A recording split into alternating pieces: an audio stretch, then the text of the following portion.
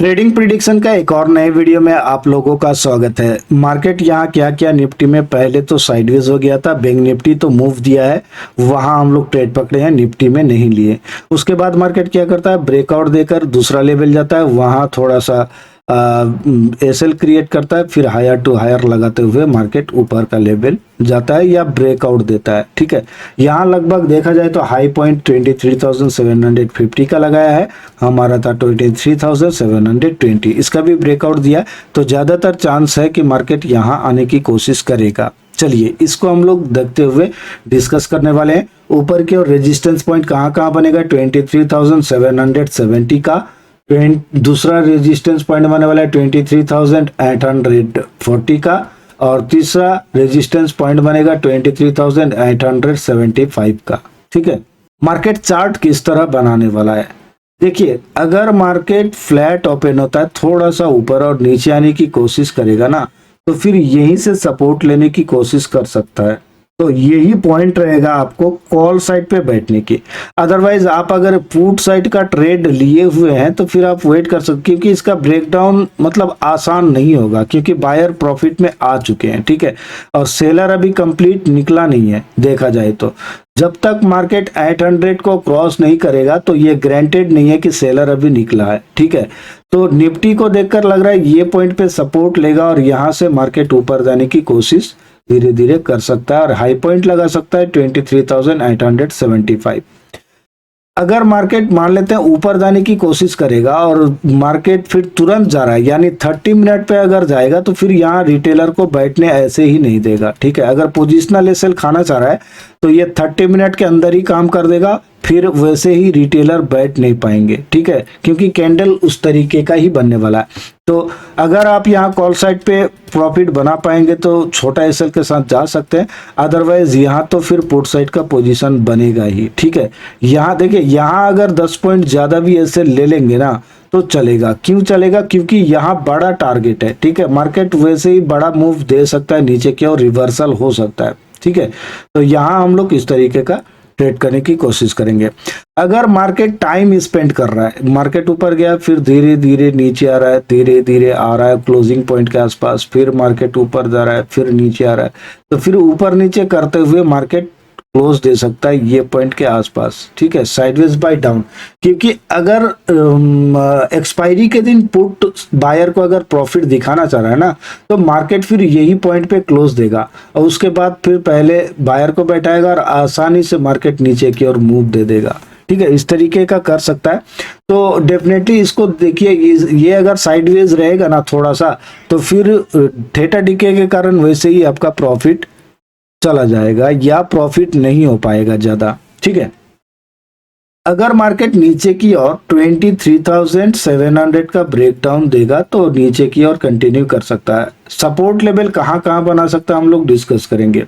देखिए 23,700 जो लेवल है ना, ये सपोर्ट भी बन सकता है, और क्योंकि ब्रेकआउट हो चुका है इस लॉजिक पे नहीं। ठीक है, ये फिर मतलब सपोर्ट, स्ट्रॉन्ग सपोर्ट बनेगा रिवर्सल के बाद, हो सकता है ऐसे चार्ट बनाने की कोशिश करें। जैसे देखिए यहाँ ओपन हो गया, थोड़ा सा ऊपर जाने की कोशिश की, फिर नीचे आ गया, एसएल क्रिएट कर लिया सेलर का यहाँ, और फिर यहाँ से ऊपर जाने की कोशिश की, ये हो सकता है। ठीक है, इसको ध्यान में रखना है, इस तरीके से भी चार्ट बन सकता है।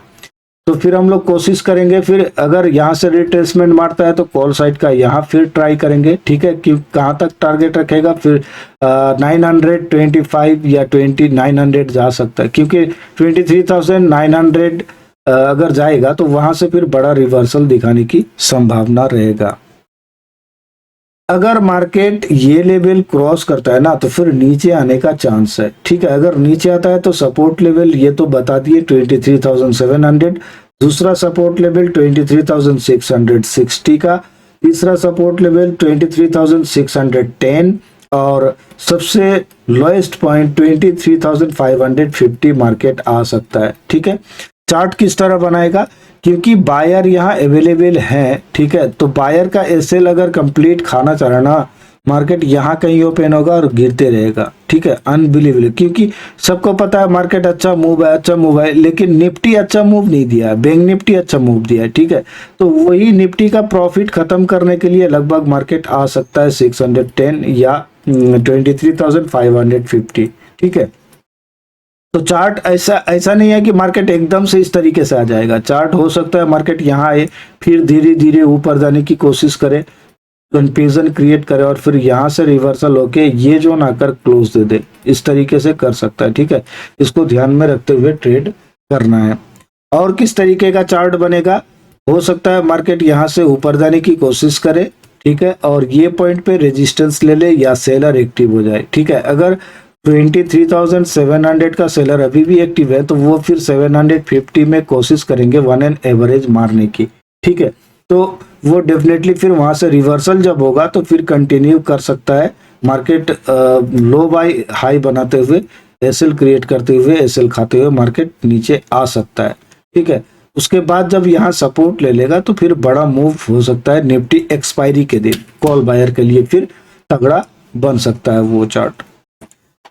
चलिए, ये तो हो गया निफ्टी का। अब बैंक निफ्टी में किस तरीके का चार्ट बनाने वाला है, किस तरीके का काम करने वाला है, उसको हम लोग डिफाइन करेंगे। देखिए, अगर देखा जाए तो बैंक निफ्टी में हम लोग लगभग जो ट्रेड लिए थे सभी ट्रेड सक्सेस हुआ है, ठीक है, तीनों ट्रेड सक्सेस हुआ है। ये थोड़ा एसएल बड़ा था 65 पॉइंट का, तो डेफिनेटली मार्केट यहाँ से भी ऊपर की ओर गया। टारगेट कहाँ था 360, इसको भी क्रॉस करते 500 गया। लाइव में हम क्या बोला, इसमें बता दिए थे कि 500 से रेजिस्टेंस लेते हुए टेलीग्राम पे कि 500 से रेजिस्टेंस लेगा, फिर यहाँ से हाई लगा सकता है 650 और डेफिनेटली मार्केट वही किया है, ठीक है। तो चलिए, आज के दिन मार्केट किस तरह काम तो कर लिया, तो चलिए कल के दिन मार्केट किस तरह काम कर सकता है हम लोग इसको डिस्कस करेंगे। अगर मार्केट नीचे आना चाह रहा है तो सपोर्ट बना सकता है 52,200 का 190, ठीक है, और 51,940 दूसरा सपोर्ट लेवल बनने वाला है, 51,750 तीसरा सपोर्ट लेवल बनने वाला है। देखिए, ध्यान रहे कि मार्केट अगर नीचे आना चाह रहा है ना तो चार्ट किस तरीके का बनाएगा। वैसे तो बायर प्रॉफिट में है, ठीक है, अब सेलर बचे हुए नहीं है, या थोड़ा बहुत अगर थोड़ा बहुत भी सेलर होंगे यहाँ बचे होंगे, ठीक है। तो अगर सेलर एक्टिव होता है और ये लेवल अगर क्रॉस करता है यानी 52,540 का, तो फिर मार्केट 52,190 या 51,950 यहाँ से सपोर्ट ले जाने की कोशिश करेगा, ठीक है। तो अब देखिए चार्ट किस तरह बनाएगा। मार्केट पहले ही कैंडल इसका ब्रेकडाउन देकर बना देगा नीचे बड़ा कैंडल, ठीक है। क्यों बनाएगा बड़ा कैंडल, क्योंकि बायर ऐसे ही डरे हुए होंगे तो वहां से निकल सकता है बायर, थोड़ा बड़ा कैंडल बना दिया। अब धीरे धीरे जाएगा मार्केट ऊपर और फिर यहाँ से रिवर्सल आ सकता है, ठीक है। फिर एसएल क्रिएट किया और टारगेट फिर ये 51,950 का दे सकता है। इस तरीके से चार्ट बना सकता है। अगर मार्केट गैप डाउन ओपन हो जाता है, गैप डाउन ओपन होकर नीचे आने की कोशिश करता है तो फिर पहले ही 10 मिनट पे मार्केट यहाँ आ जाएगा, फिर आप कॉल साइड का आंख बंद करके पोजीशन बना सकते हैं और प्रॉफिट भी निकाल पाएंगे फिर बड़ा, क्योंकि मार्केट का टारगेट कहाँ है 53,020 का। देखिए, ये तो हो गया गैप डाउन का, ठीक है, गैप डाउन ओपन होगा। अगर फ्लैट ओपन होगा ना तो फिर ये भी कर सकता है कि मार्केट पहले यहाँ एसएल क्रिएट कर ले, तो आप पुट साइड का पोजीशन बनाइए अगर छोटा एसएल के साथ मिल रहा है तो, ठीक है। टारगेट कहाँ रहेगा, ये लेवल के आसपास, और फिर यहाँ से मार्केट अपना ये वाला टारगेट देकर क्लोज दे सकता है। तो ध्यान रहे कि मार्केट यहाँ आकर क्लोज देगा और यहाँ ये पॉइंट पे अगर पुट साइड का मिलेगा तो यहाँ आप एग्जिट हो जाना है, और अगर कॉल साइड का यहाँ भी अगर छोटा एसएल के साथ मिल रहा है तो फिर आप जा सकते हैं। चलिए, अगर मार्केट ऊपर जाने की कोशिश करेगा तो रेजिस्टेंस पॉइंट कहाँ बनने वाला है। देखिए 52,540 ये मार्केट सपोर्ट भी करने वाला है, सपोर्ट लेवल की तरह काम करेगा, रेजिस्टेंस भी करने वाला है। किस तरह करेगा उसका डिस्कस करेंगे। 52,850 दूसरा रेजिस्टेंस पॉइंट बनने वाला है और तीसरा रेजिस्टेंस पॉइंट बनेगा 53,040 का। अगर मार्केट थोड़ा सा गैप डाउन ओपन हो जाता है और यहाँ चार्ट यहाँ सस्टेन होने की कोशिश करता है तो ये तो ऊपर जाएगा, ठीक है, लेकिन एकदम से ऊपर नहीं जा पाएगा। यहाँ आएगा, थोड़ा रिट्रेसमेंट करेगा, यहाँ एसएल क्रिएट करेगा, फिर ऊपर जाएगा, फिर ऊपर जाकर थोड़ा रिट्रेसमेंट करके क्लोज ये दे सकता है। इस तरीके का चार्ट बनाने की कोशिश कर सकता है, ये तो बता दिए, ठीक है। अब देखिए मार्केट अगर ऊपर निकल गया पहले 15 मिनट तो फिर आपको वेट करना होगा, क्योंकि ऊपर अगर निकलेगा भी ना तो कल के दिन ज्यादा नहीं निकल पाएगा, ठीक है। एक बड़ा कैंडल बना दिया, यहाँ ऊपर चला गया, थोड़ा बायर को यहाँ बैठा लिया, रिटेल बायर का, और फिर यहाँ से बड़ा रिवर्सल दे सकता है, यानी पूरा दिन मार्केट नीचे की ओर ही आने वाला है और ये टारगेट फिर दे सकता है। ये तो हो गया दूसरा।